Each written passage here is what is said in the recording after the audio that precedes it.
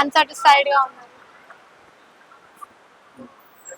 కొన్ని కొన్ని హామీలు ఇచ్చిండు కానీ అంతగా పర్ఫెక్ట్గా కొంచెం పెద్దగా అమలు చేయడం అంటే ఖజానా మొత్తం ఖాళీ అయ్యింది అని అంటారు. అందు గురించనే కొంచెం నిజంగానే ఖజానా ఖాళీ అయి ఉంటుంది ఆ, అంటారు. అంటే మన దాంట్లో డెవలప్మెంట్ బాగా జరిగింది. డెవలప్మెంట్ కి చూసైనా మనకి ఎక్కువనే వస్తుంది కదా ఇన్కమ్ కూడా. మరి ఆ విధంగా రాలేదంటారా? డెవలప్మెంట్ అనేది మెల్లగా స్లోగా అవుతుంది కాకపోతే కొంచెం ఈ హామీల మూలాన కొంచెం ఆగే అవకాశం. అసలు కేసీఆర్ కి రేవంత్ రెడ్డికి తేడా అంటే ఏం చెప్తారు మీరు? కేసీఆర్ దాదాపుగా అన్ని దోసుకున్నట్టే ఉంది, ఆయన ఉన్నదంతా దోసుకుంటాడు.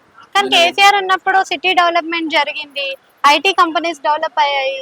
ఇప్పుడు కూడా అయితే IT development Davos okay, Revanth Reddy అంటే ఫ్రీ పథకాలు పెట్టడం, ఫ్రీగా అనేది కొంచెం బాగా. అసలు ఫ్రీ పథకాలు పెట్టాలి అంటే ఏది ఫ్రీగా పెట్టుంటే బాగుండేది?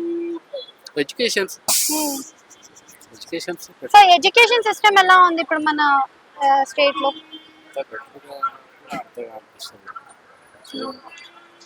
నార్మల్. మరి ఎడ్యుకేషన్ తో పాటు మనకి మెడికల్ కూడా వెరీ ఇంపార్టెంట్. సో ఎలా అనిపిస్తుంది? ఎడ్యుకేషన్ ప్లస్ మెడికల్ ఇస్తే బెటర్.